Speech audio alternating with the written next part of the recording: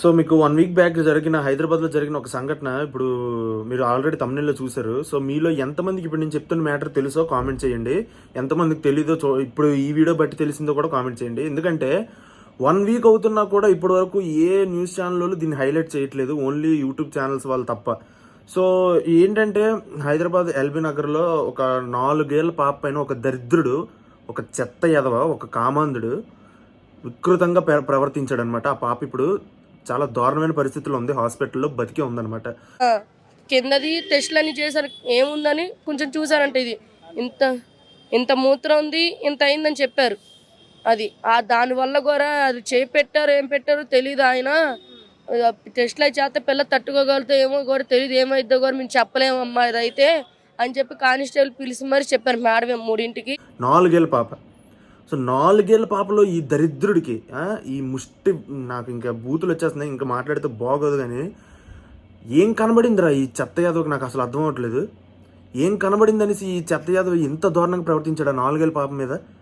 అసలు పండు ముసలి లేదు, చిన్న పాప లేదు, ఏటి పడితే అలాగే. ఇంకా బయట ఎంతోమంది ఉంటారు ఇలాంటి చెత్త యాదవుల కోసం, వాళ్ళ దగ్గరికి వెళ్ళొచ్చు కదా. 4 ఏళ్ళ పాపలో ఏం కనబడింది నాకు అర్థం అవ్వట్లేదు. ఎంత దారుణమా అసలు. ఇది ఒక్కటే చెప్తున్నాను, మన ఇండియాలో ఇలాంటి దారుణాలు ఇంకా ఎన్ని జరిగినా కూడా శిక్ష మాత్రం వేరే కంట్రీస్లో జరిగినట్టు ఫాస్ట్గా అయితే రియాక్ట్ అవ్వదు. అది నాకు చాలా చిరాకుగా ఉంది. ఇలాంటి యదవల మధ్యన ఇంకా బతుకుతున్నామని అనిపిస్తుంది నాకు. ఇంకా 2024లో బతుకుతున్నాం మనం. ఇంకా 4 ఏళ్ళ పాప పైన డేంజర్ ఉంది, ముసలావిడ మీద డేంజర్ ఉంది, బయటికి వెళ్ళకూడదు అని అనేసి ఇంకా బతకాల మన ఇండియన్స్. నాకు అర్థం అవ్వట్లేదు. 4 years పాపలో అయినా ఏం కనబడింది నాకు అర్థం అవ్వట్లేదు. ఇంత దారుణమైన సంఘటన జరిగిన తర్వాత కూడా న్యూస్ ఛానల్స్ వాళ్ళు ఎవ్వరు దీన్ని హైలైట్ చేయట్లేదు. 1 వీక్ దాటేసింది కూడా ఇప్పటికీ. నేనేంటంటే నేను తట్టుకోలేక నేను ఈ వీడియో చేస్తున్నాను అనమాట. ఎందుకంటే ఇది చాలామందికి తెలియాలి. చాలామంది దీన్ని ఒక దృష్టిలోకి తీసుకొని చాలా జాగ్రత్తగా ఉండాలి. ఏటి లేదు, 4 ఏళ్ళ పాపను కూడా మనం ఇప్పుడు ఏం అవ్వదులే అని చెప్పి వదిలేయడానికి లేదు. ఇప్పుడు ఆడపిల్లలంటే చాలా దాచుకోవాల్సిన పరిస్థితిలో ఉన్నాం మనం ఇప్పుడు. అది చిన్న పెద్ద ముసలి అసలు ఏమీ లేదు, దాచుకోవాలి అంతే, తప్పదు జాగ్రత్తగా ఉండాలంటే.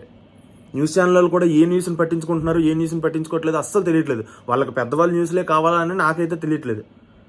వాళ్ళ అమ్మ హాస్పిటల్లో వాళ్ళ పాప అంటే డాక్టర్ చెప్పిన అంటే సిచ్యువేషన్ ఎలాగుందో చెప్పిన విధానం ఏదైతే ఉందో ఆ తల్లి చెప్తుంటే ఆ బాధ ఎలాగుందంటే నాకు రక్తం మరిగిపోతుంది. ఎలాగైనా సరే ఉరిశిక్ష పడిపోవాలి అంతే, ఇంక వేరే మార్గం లేదు. ఇలాంటి యదవలు బతికి జైలు శిక్ష వేసి జైల్లో తిండి పెట్టి పందుల్లో మేపి ఇలాంటి అస్సలు వద్దు. ఇంకా వేస్ట్ ఇలాంటివన్నీ. డైరెక్ట్ ఉరిశిక్ష పడాలి.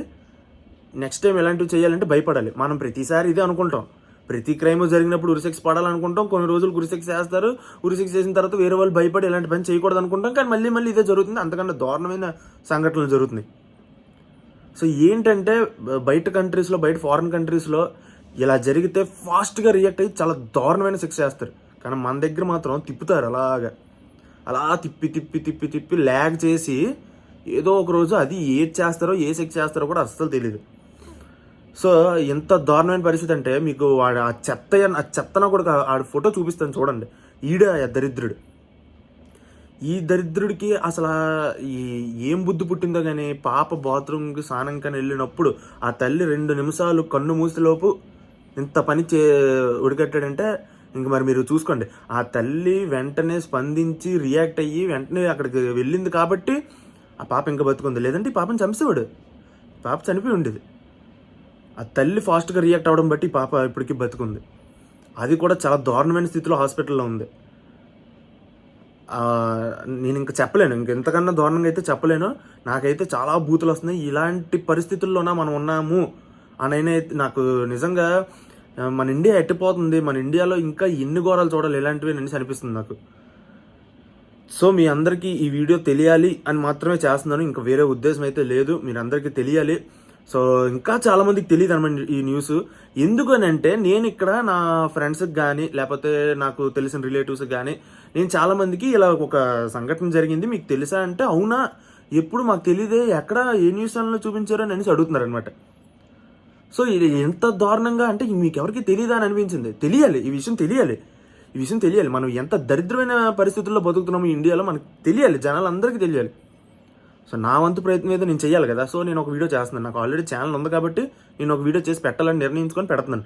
ఇలా ఒక సంఘటన జరిగిందని మీలో కూడా చాలా మందికి తెలియదు. ఈ పాటికి తెలుసుంటే చెప్పండి. సో ఎంతమందికి తెలుసో కామెంట్ చేయండి ఈ విషయం ఇప్పటికి. సో దీని మీద పర్టికులర్గా గవర్నమెంట్ శ్రద్ధ తీసుకొని వాడిని ఎన్కౌంటర్ అయినా చేసేయాలి, లేదా ఉరిశిక్ష అయినా వెయ్యాలి. లేకపోతే మాత్రం ఇది ఇంతటితో ఆగదనమాట, ఇంకా జరుగుతూనే ఉంటాయి ఇలాంటివి. సో ఇది ప్రస్తుతానికైతే నేను దీనికోసమే చేశాను అనమాట వీడియో. సో ఏమైనా నెక్స్ట్ 6 ఏంటి వేస్తారు ఏంటి అని అనేది అసలు ఏమీ తెలియదు అనమాట. సో వెయిట్ చేసి చూడాలి అంతే, అంతకని ఇంకేట్లేదు. జై హింద్.